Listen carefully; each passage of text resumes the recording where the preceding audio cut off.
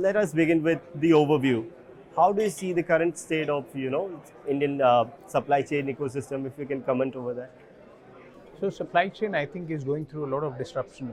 And in the panel also, I said 15 years ago, that never used to be the trend. Supply chains would disrupt almost after 6 to 8 years. That's been the study.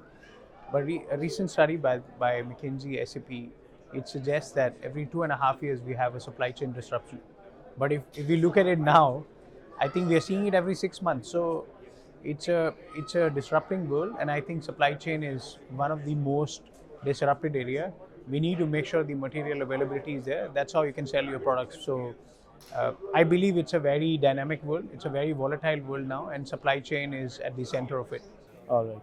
So even when we see the government's commitment, projects such as freight corridors, dedicated freight corridors, Bharatmala, Gati Shakti, all these things are in alignment with leveraging the supply chain ecosystem.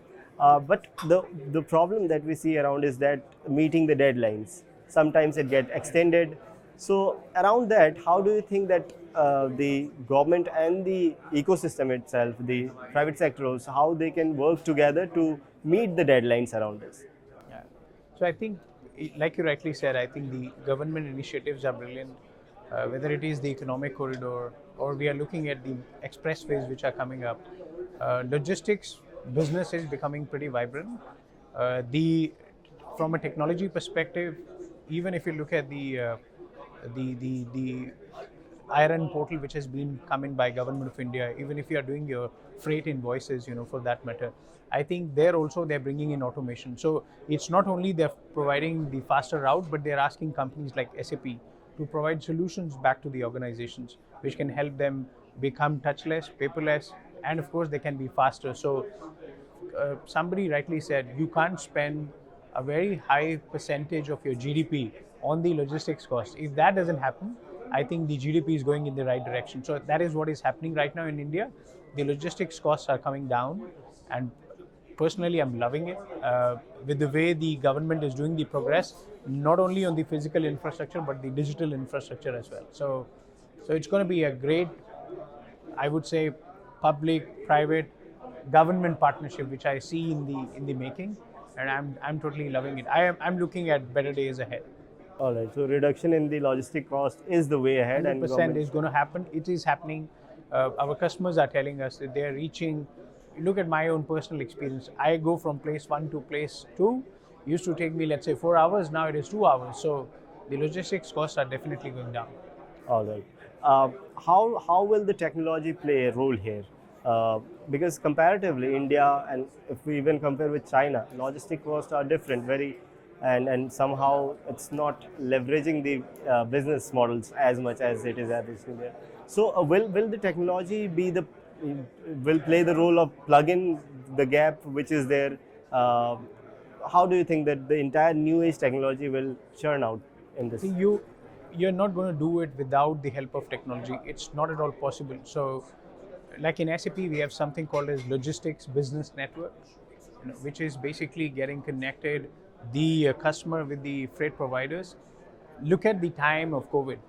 So it was 2020, I guess, when it started, and then one of our very big pharma customers globally who invented the COVID medicine also, they reached out to us, and it was a problem which was given to us by them, and they said, we're going to ship the COVID vaccines across the globe. Give me a solution, a technology solution, which can tell me where is my shipment starting from, what is the pressure condition out there in the container, what is the temperature in the container, how is the moisture content, where it is right now, are we expecting any cyclone, are we expecting any hurricane in the sea, if it is going via sea, if it is going via air, where is it right now, and finally it is reaching destination 1, 2, 3, 1000, like that. So many destinations are there. Help me, give me a live dashboard to understand where are all these containers and what is the health of these containers, because if it is not administered properly on the temperature side for that matter, even if I give you a dosage, it's not going to work. So it's a problem we are solving for the humanity as well. It's a problem which has been given by the customers back to SAP as well, and of course the government's push is going to be there. So with the help of logistics business network, what we are doing, we are trying to get the shippers, the people who are doing it in the air, the logistics guys, inland the country, and of course all the customers on one platform where they are interacting with each other, whether it is their PO invoice, whether it is their acknowledgements on the shipments where they are, or whether it is track and trace which they are asking for, whether it is going out of the boundaries of India, within the boundaries of India, and multiple other subjects which are getting sorted or solved by this technology. So we are going to be the bridge in between the customer and the providers to make sure we help the government settle the score and make logistics more profitable and, let's say, less consuming when it comes to shipping goods from one place to the other. So it's going to be very important, and that's where SAP is going to play a very big role. So efficient way of shipping to the last mile connectivity that you are talking about. In terms of the new age technology, no, not the new age technology, but the innovations in this regard, I'd like to ask you, are there enough spent on the R&D part from the government side or the private side? Because new age technologies, be it perishable goods or some even in the food welfare scheme that we have a lot of wastages around that. For that, to curtail that, we need new age technologies, the temperature sensitive, all those things play in there. So do you think, is there enough deployment of money there, or do we need funding, and what else is required there? I think, my personal view, the government is going fast. We all are trying to catch up.